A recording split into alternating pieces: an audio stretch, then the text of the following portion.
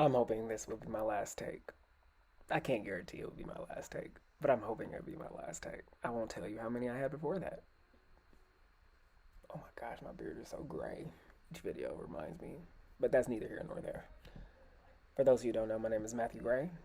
Today is May 18th, 2026.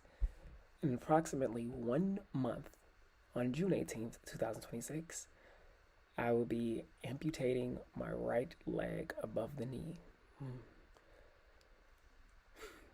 It never gets easy saying it, no matter how many videos, no matter how many times I tell someone this. But this is my life, and this is my current situation.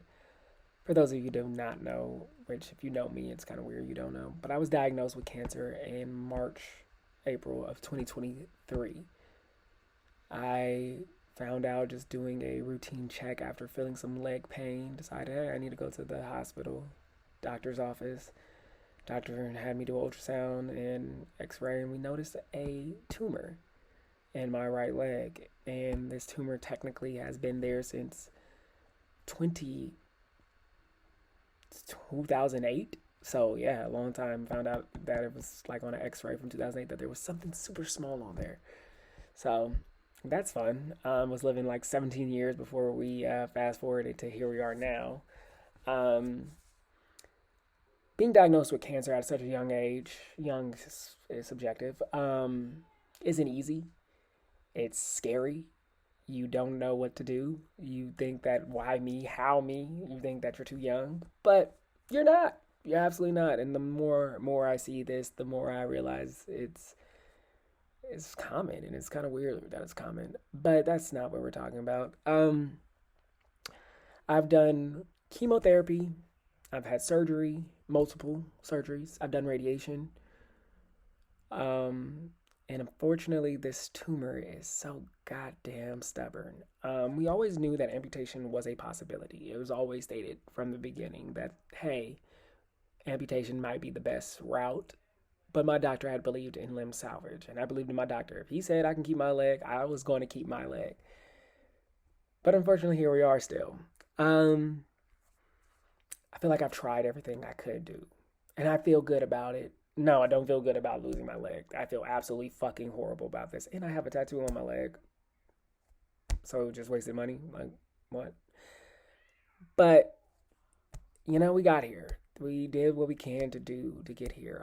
The last 3 years have been, I'm not going to say the worst years of my life because they've been some of the greatest. I've been on trips I can only dream about. My wife gave birth to another baby. I have a baby girl that I have to keep fighting for, and that's why I'm here. Is because I need to keep fighting for them. My family, my friends, they all need me to keep fighting. And unfortunately, if losing my leg gives me the best chance at fighting, I'm gonna do it. I gave it all my hardest of tries. God decided to baptize me as one of his strongest soldiers, and I appreciate it. Could have chose someone else, but I appreciate it. So here I go, putting my armor on and ready to fight again. Fighting isn't easy. It is. It hasn't been. I won't lie to anyone and say that I've done this with gusto. I know I smile a lot because I have no choice but to, because there's so many people depending on me to smile. But damn, it's a hard fight. Um, but I refuse to quit.